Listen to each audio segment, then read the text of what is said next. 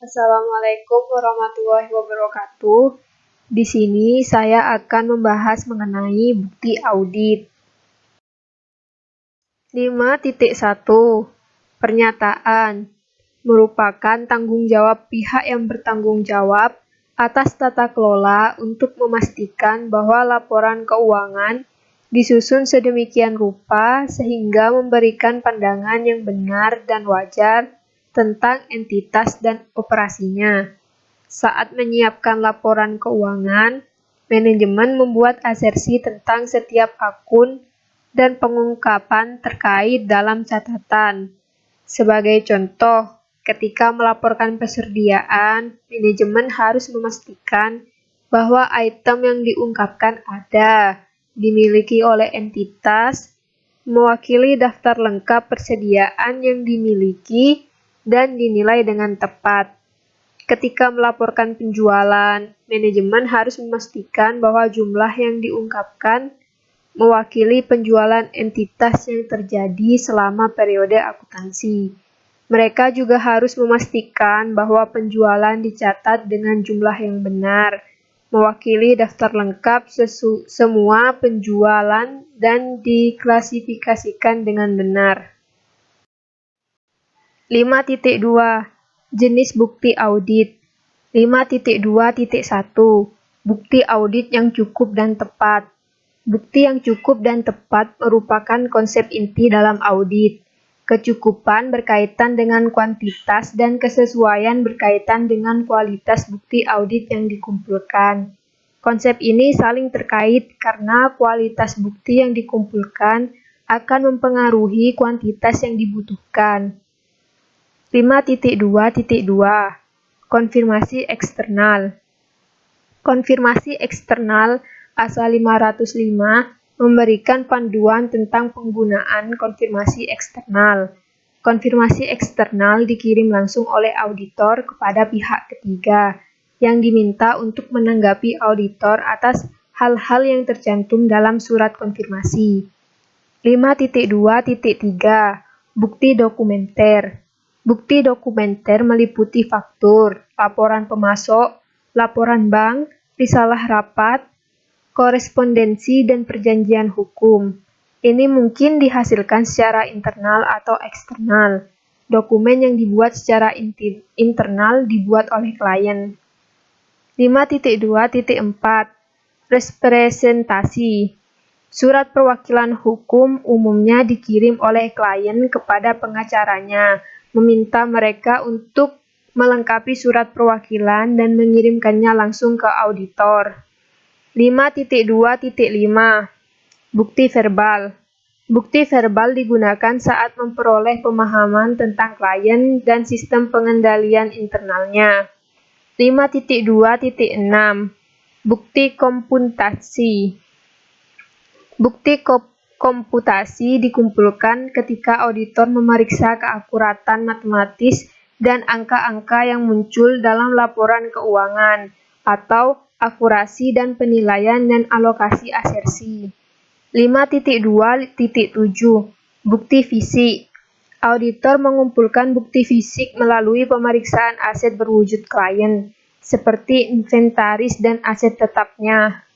5.2.8 Bukti elektronik. Bukti elektronik mencakup data yang disimpan di komputer klien, file yang dikirim melalui email ke auditor, dan item yang dipindai dan difaks.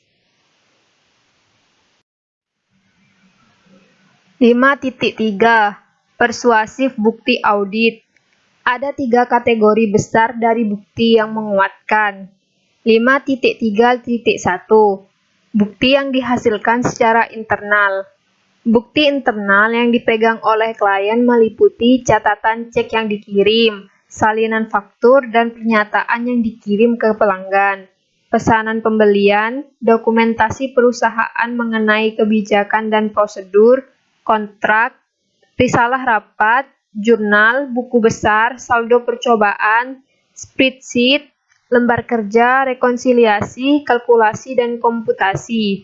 Bukti ini dapat disimpan dalam bentuk elektronik atau soft copy, atau dalam bentuk kertas atau hard copy. 5.3.2 Bukti yang dibuat secara eksternal yang dipegang oleh klien. Bukti yang dihasilkan secara eksternal yang dipegang oleh klien mencakup faktur dan laporan pemasok, pesanan pelanggan, laporan bank, kontrak, perjanjian sewa, dan penilaian pajak. 5.3.3 Bukti yang dihasilkan dari luar dikirim langsung ke auditor. Bukti yang dihasilkan secara eksternal dikirim langsung ke auditor termasuk konfirmasi bank, konfirmasi debitur, korespondensi dengan pengacara klien, termasuk konfirmasi dan representasi dari penilai ahli. 5.4 Menggunakan karya seorang ahli. 5.4.1 Menilai kebutuhan untuk menggunakan seorang ahli. Saat mengumpulkan bukti, auditor dapat memutuskan bahwa mereka tidak memiliki keahlian yang diperlukan untuk menguji dan mengevaluasi keakuratan informasi yang dilaporkan. Mereka mungkin memutuskan bahwa mereka memerlukan bantuan dalam bentuk opini ahli atau laporan untuk menguatkan bukti lain yang diperoleh. 5.4.2 Menentukan ruang lingkup pekerjaan yang akan dilakukan. Setelah opini pakar ditentukan, ruang lingkup pekerjaan yang akan dilakukan ditentukan oleh auditor dan dikomunikasikan kepada pakar tersebut. Ini melibatkan pengaturan sifat, waktu, dan luas pekerjaan yang harus diselesaikan oleh pakar. 5.4.3 Menilai kapabilitas pakar. Sebelum menghubungi pakar, auditor menilai kapasitas mereka untuk menyelesaikan pekerjaan yang diperlukan. Ini melibatkan evaluasi kualifikasi ahli sebagai anggota dari badan profesional yang relevan atau serupa. 5.4.4 Menilai objektivitas pakar. Objektivitas mengacu pada kemampuan untuk membentuk pendapat atau sampai pada kesimpulan tanpa pengaruh preferensi pribadi. Seorang pakar diharapkan lebih objektif jika tidak terkait dengan klien. 5.4.5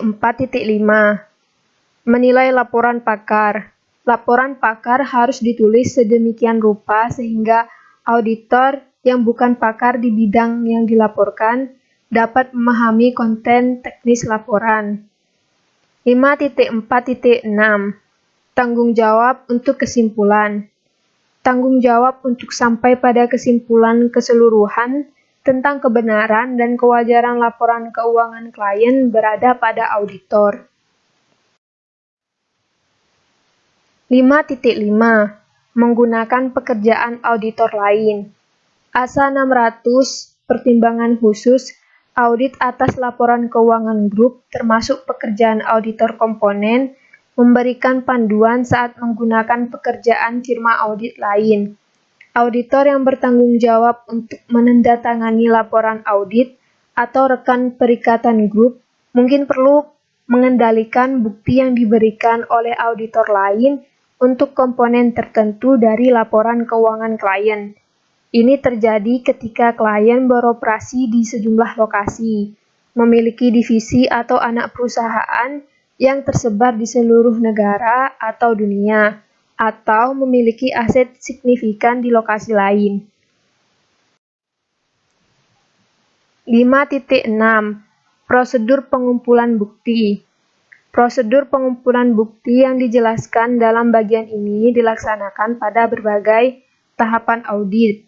Saat menilai risiko, memperoleh pemahaman tentang klien, memperoleh pemahaman tentang sistem pengendalian internal klien, menguji pengendalian tersebut, melakukan pengujian dan penggambaran substantif terperinci kesimpulan akhir. Sekian pembahasan yang dapat saya sampaikan. Kurang lebihnya mohon maaf. Wassalamualaikum warahmatullahi wabarakatuh.